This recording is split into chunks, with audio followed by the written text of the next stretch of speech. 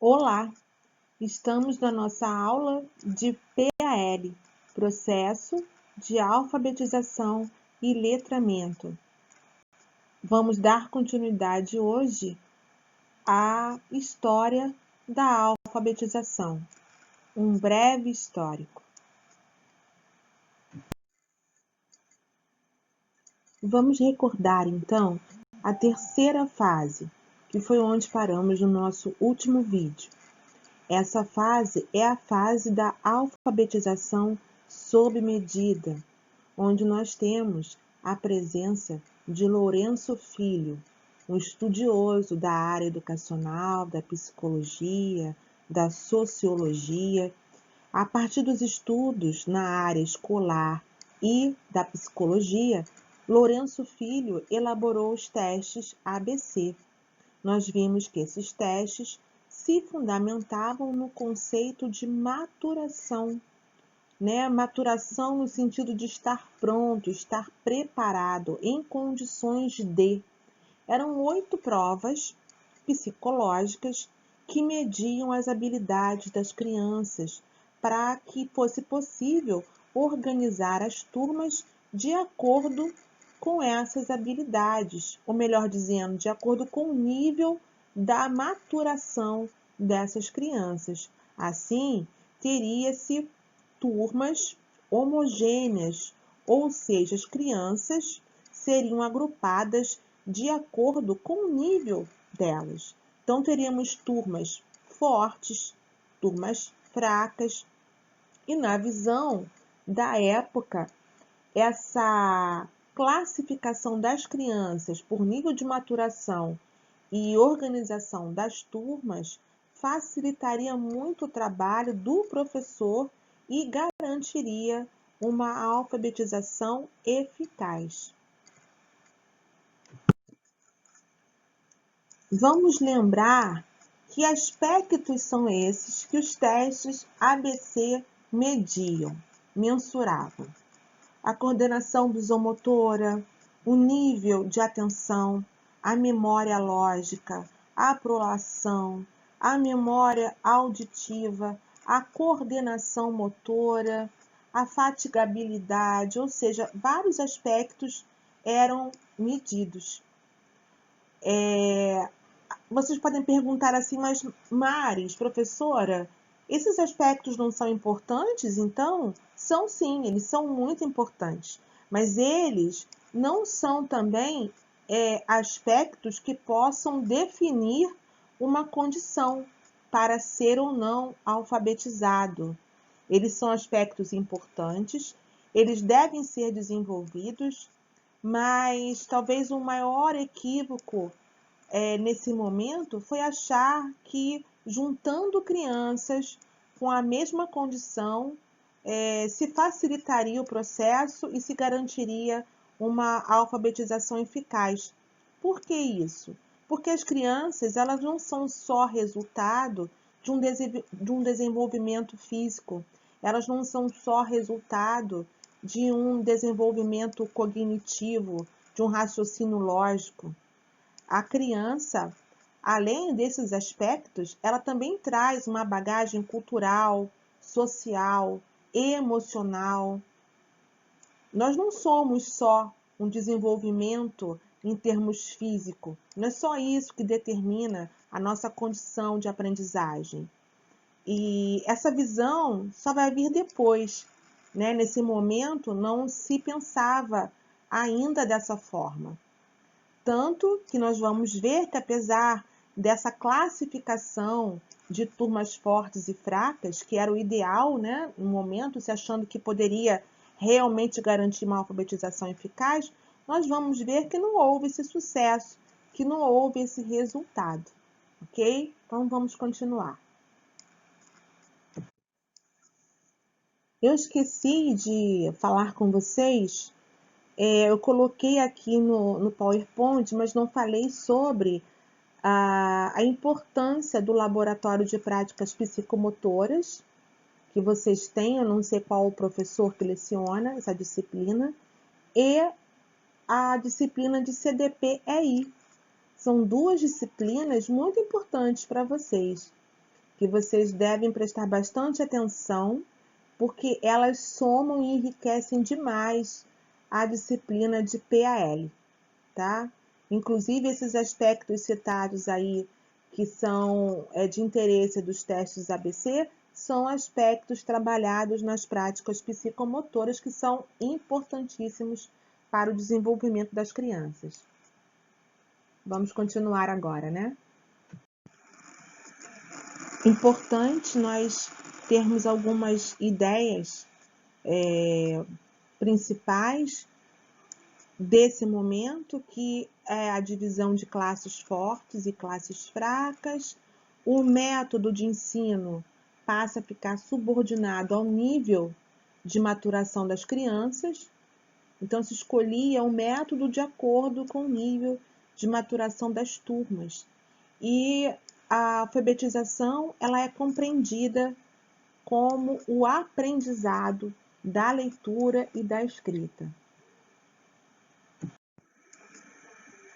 Essa citação de Soares traz para a gente um panorama da realidade desse período. Qual foi o resultado? Então, ele diz o seguinte, que à época, de cada 1.000 crianças que ingressavam na primeira série, apenas 449 chegavam à segunda série em 1964, ou seja, mais da metade das crianças eram reprovadas, eram retidas na primeira série, ou seja, elas não se alfabetizavam.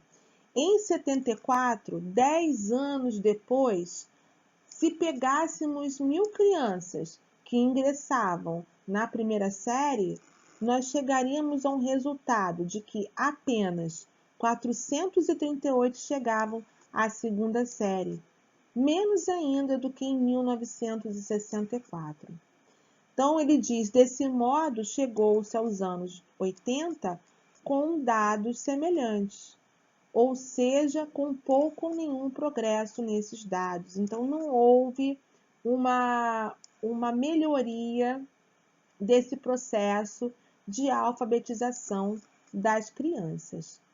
E vocês podem perguntar, professora, de quem é a responsabilidade, quem é o culpado, quem se equivocou?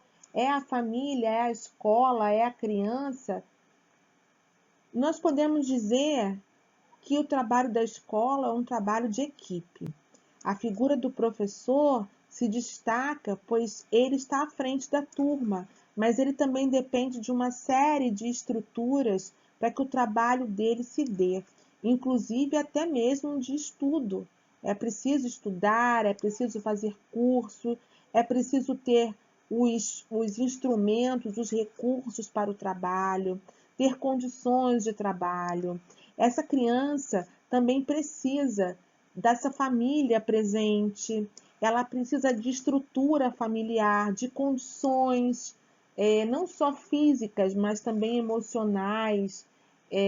A questão cultural pode sim influenciar bastante quando a escola valoriza também a cultura popular, a cultura da comunidade na qual a criança está inserida, quando essa família participa da escola, quando o Estado, ou seja, a figura pública, investe na educação, investe no ensino. Então, a gente pode dizer que há uma série de questões que vão beneficiar, que vão dar condições ou não para que esse processo de alfabetização venha a ser um sucesso.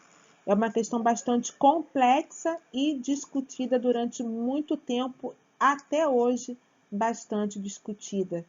É uma questão importante na educação, principalmente na educação brasileira, a questão da alfabetização. Nós vamos iniciar a quarta fase, que é a desmetodização do ensino, e eu coloquei aqui uma imagem que eu tirei da internet, tem a fonte aqui ao lado. Olhem bem essa imagem, leem tudo que está aqui, que eu acho que vai ajudar para que a gente compreenda essa quarta fase.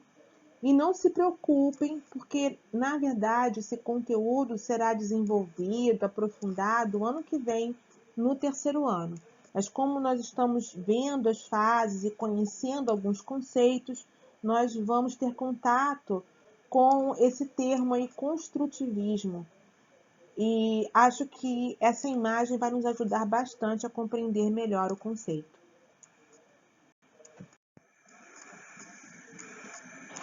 No início da década de 80, o fracasso, entre aspas, da escola na alfabetização de crianças geram muitas críticas, muitas discussões, e nós vamos chegar na quarta fase, chamada desmetodização do ensino. Por que eu falei entre aspas? Porque, conforme já conversamos no slide anterior, o trabalho da escola não é um trabalho isolado. Então, o trabalho da escola depende também de outros setores, de uma estrutura muito grande. E não podemos pensar a escola trabalhando sozinha. É claro que a escola leva, né, esse rótulo de fracassada, mas temos que pensar a escola dentro de um sistema econômico, político, social, cultural, enfim. Vamos então iniciar aí a quarta fase, que é a fase que nós ainda não tínhamos estudado. Desmetodização do ensino. Introduziu-se no Brasil o pensamento construtivista sobre a alfabetização, resultante das pesquisas sobre a psicogênese da língua escrita desenvolvidas pela pesquisadora argentina Emília Ferreiro e os seus colaboradores. Deslocou-se o eixo das discussões dos métodos de ensino para o processo de aprendizagem da criança. O construtivismo se apresenta não como um método novo, mas como uma revolução conceitual, exigindo, dentre outros aspectos, abandonar as teorias e práticas tradicionais, desmetodizar o processo de alfabetização e se questionar se há necessidade ou não do uso das cartilhas. Assim, a partir de 1980, inicia-se o quarto momento, caracterizado como alfabetização, construtivismo e desmetodização.